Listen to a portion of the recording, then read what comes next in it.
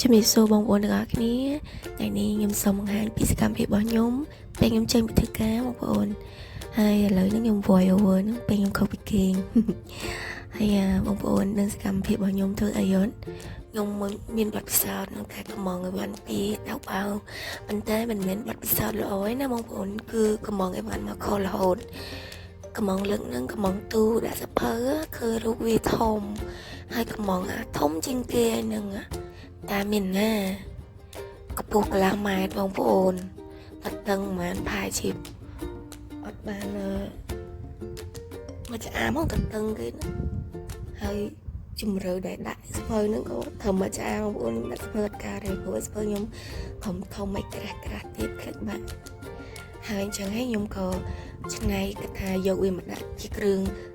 លាបមុខសម្អាងគឺសម្អាងគ្រឿងអីយើងចឹងហើយរបស់ទុយគេជិះចាប់ដបអីចឹងណាយកដាក់លឿននឹងទៅ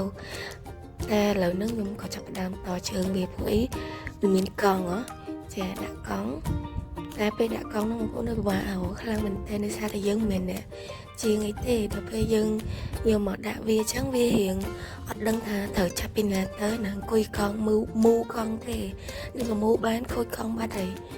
តែមែននេះក៏បាត់គេត្រូវយកមកដាក់នៅជើងវាហ្មងមូហ្មងឯងអង្គុយមូតែឯងនៅនឹងសិនមូខ្ចៅវាចេញសិនតែប្រហែលជាមូខ្ចៅហើយបានដាក់ជាប់ជាមួយជើងវាចឹងណាតែមានណាគេដាក់ភ្ជាប់យកហ្មងនឹងនេះបើសិនជាមូបានណាកង់នឹងខូចបាត់ហើយអត់ការទេចាហើយឥឡូវហ្នឹងពេលមូហើយខ្ញុំក៏ហៀបអីវ៉ាន់ដែរត្រូវដាក់ហ្នឹងចូលក្នុងទូនឹងតែម្ដងកុំភ្លេចមើលដល់ចាប់នៅtrongវីដេអូខ្ញុំនឹងបង្ហាញថាទូនឹងដាក់បានអីខ្លះហើយនឹងបង្ហាញសភៅរបស់ខ្ញុំដែលត្រូវដាក់នឹងអញ្ចឹងបងប្អូនខ្ញុំមានបទពិសោធន៍កំងទូខុសច្រើនដងដែរបងប្អូនទីមួយនឹងទូសភៅនឹងទីពីរនឹងទូកៅអៅបងប្អូនហើយទឹកតឹងម៉ានដោយម៉ានជំរឿម៉ានមកឆ្អាមអង្គុយរៀបរៀងតើបងប្អូនឃើញខ្ញុំលើកនេះអត់នេះគឺសាប៊ូសុទ្ធនេះជាដុំទី2នឹងខ្ញុំទិញយកមកទុកប្រើឲ្យបងប្អូនថ្ងៃនេះខ្ញុំប្រើអាចារ្យតអស់ហេខ្ញុំប្រើអាទូច20000ជាងខ្ញុំទិញនៅ pharmacy ណា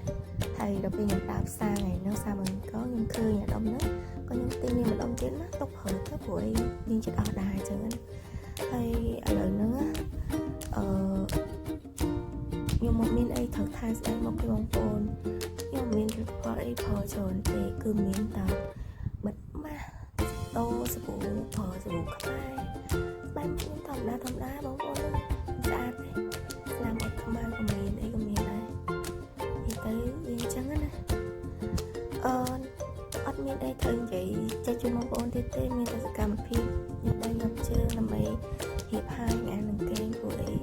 មក3ជា4ហើយអញ្ចឹង3ជា4យប់ហើយអូភ្លេចพูดមួយទៀតនេះគឺជាកាសដែលអង្គក្រេគាត់បានឲ្យខ្ញុំកាសខ្សែហ្នឹងគាត់ថាគាត់ទិញនៅអនហើយគាត់ឲ្យយើងហើយខ្ញុំក៏មិនសូវបានប្រើទេបងប្អូនដោយសារតែ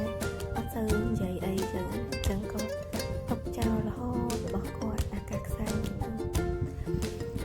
អរគុណច្រើនបងប្អូនទាំងអស់គ្នាសម្រាប់ការមើលវីដេអូមួយនេះជួបគ្នានៅពេលក្រោយបាយបាយ